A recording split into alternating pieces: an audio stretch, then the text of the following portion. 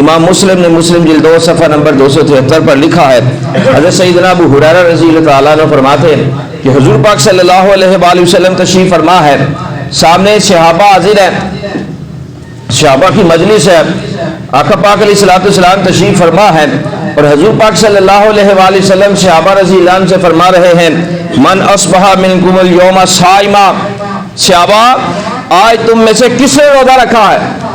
اتنے بڑے صحابہ تھے، آقا علیہ الصلوۃ والسلام سوال فرما رہے ہیں صحابہ تم میں سے کس نے روزہ رکھا ہے؟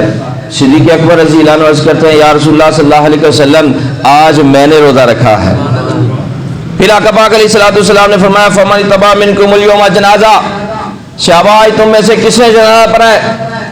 پھر صحابہ میں سے کوئی نہیں بولا۔ صدیق اکبر رضی اللہ عنہ نے عرض کیا یا رسول اللہ صلی اللہ علیہ وسلم آج میں نے جنازہ پڑھا ہے۔ پھر آقا پاک علیہ الصلوۃ والسلام نے فرمایا فمن اطعم منکم اليوم مسکینا، صحابہ آج تم میں سے کس نے مسکین کو کھانا کھلایا ہے؟ صدیق اکبر رضی اللہ عنہ نے عرض کیا یا رسول اللہ صلی اللہ علیہ وسلم آج میں نے مسکین کو کھانا کھلایا ہے۔ پھر آقا پاک علیہ الصلوۃ والسلام نے فرمایا فمن عاد منکم اليوم مریضا، آج تم میں سے کس نے مریض کی عیادت کی ہے؟ قالوا ابا بکر انا، تو صدیق اکبر رضی اللہ عنہ نے عرض کیا یا رسول اللہ صلی اللہ علیہ وسلم آج میں نے مریض کی عیادت کی ہے۔